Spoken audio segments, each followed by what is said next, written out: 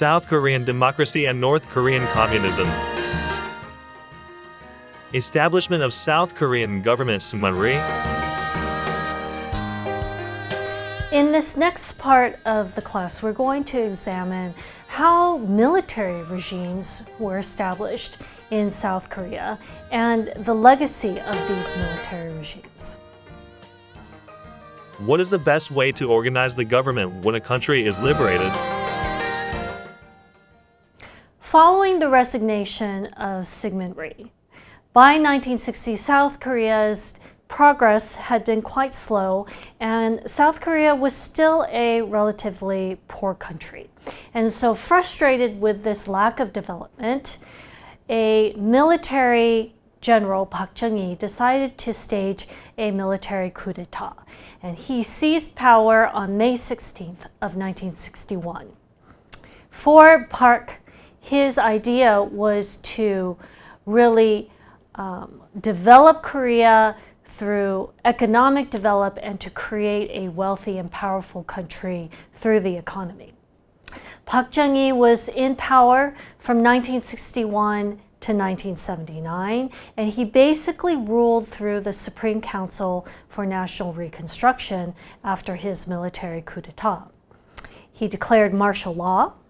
There were thousands of arrests that took place, censorship of the media. There was no political activity that was allowed, and he also created the Korean CIA, or Central Intelligence Agency. As you can see from the dates, 1961 to 79, he was in power for 18 years. Again, this is not democratic rule, but this was essentially a military authoritarian leadership. Although Korea, if you can see from the picture here, South Korea was still undeveloped. There was lack of infrastructure, particularly in the countryside. There were dirt roads and huts, and Korea was largely an agrarian economy. And so his vision was to completely turn this around, and part of what we see, much of what we see today in modern South Korea is because of the economic development that occurred during this time.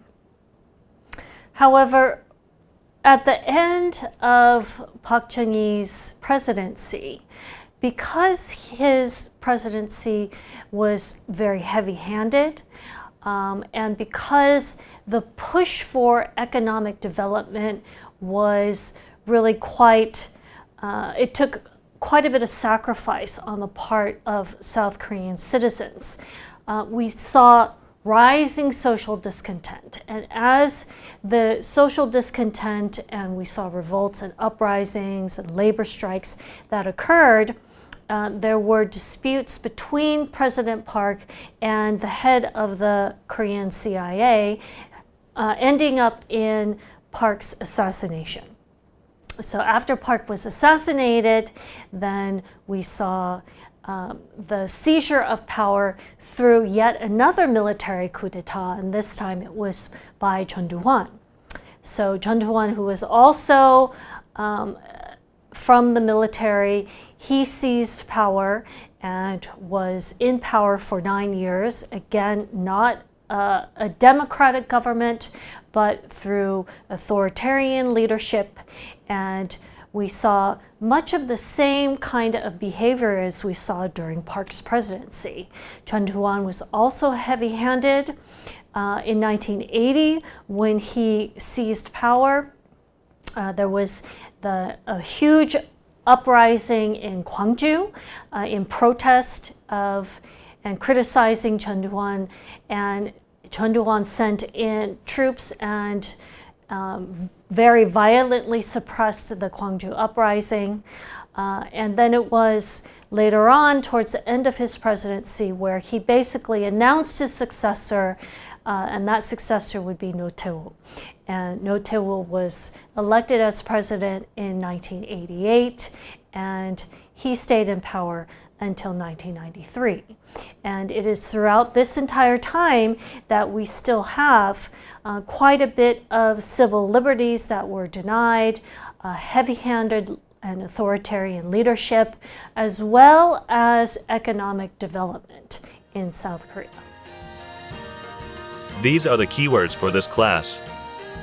Park Jong-hee, May 16th, coup, martial law, economic development, Chon Do-han and Roh Tae-woo.